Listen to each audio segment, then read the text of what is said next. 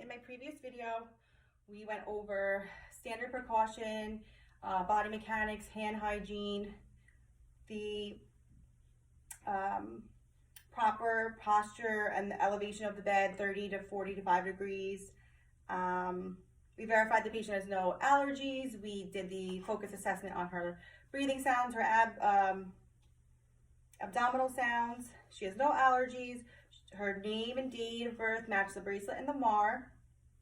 So the next step would be for me to verify with x-ray that the tubing is in the correct placement, and it is. And I can also test the pH and the color of the gastric fluid.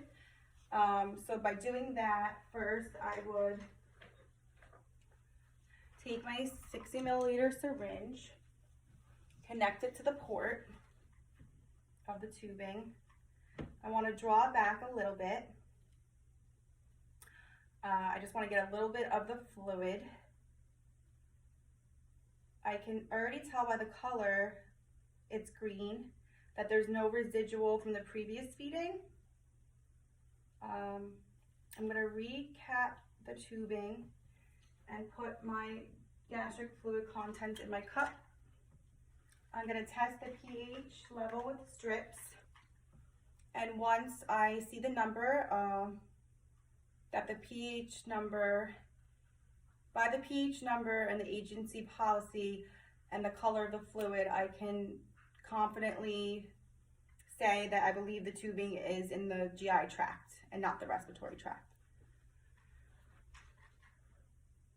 That's super important because we never want the patient to aspirate and the fluid goes into the lungs and then they can have aspirative pneumonia.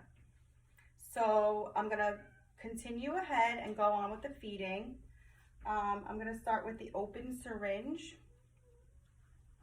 I'm going to take my 60 ml syringe. I'm gonna prepare it with the patient's name, room number, date, initials, and I'm gonna remove the plunger from the syringe, clamp and pinch off the feeding tube and attach the syringe to the open end of the tubing. I'm gonna fill the syringe with the prescribed amount of formula.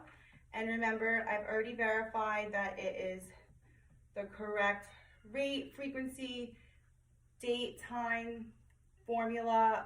I've looked at the bottle to make sure it's not damaged and that it's not expired. So I'm gonna fill the prescribed amount. I'm gonna release the clamp and pinch. And then I'm gonna elevate the syringe above the patient's stomach area. And then I'm just gonna watch for the feeding to go through the tubing.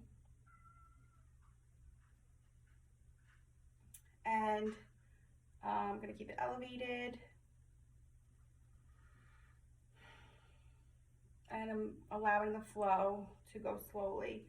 And then when I'm done administering the feeding, I'm going to remove the syringe, clamp the tubing, and I'm going to flush it with 15 to 50 milliliters of water.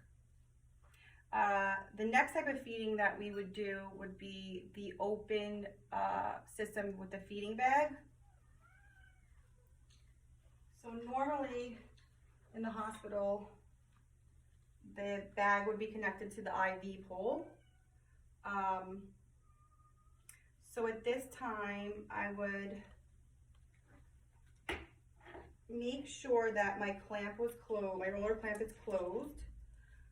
I'm going to administer the prescribed amount of formula. Again, everything is correct with the rate, the date, the time, the frequency, the formula. There's no damage, it's not expired, the consistency has been shaken through.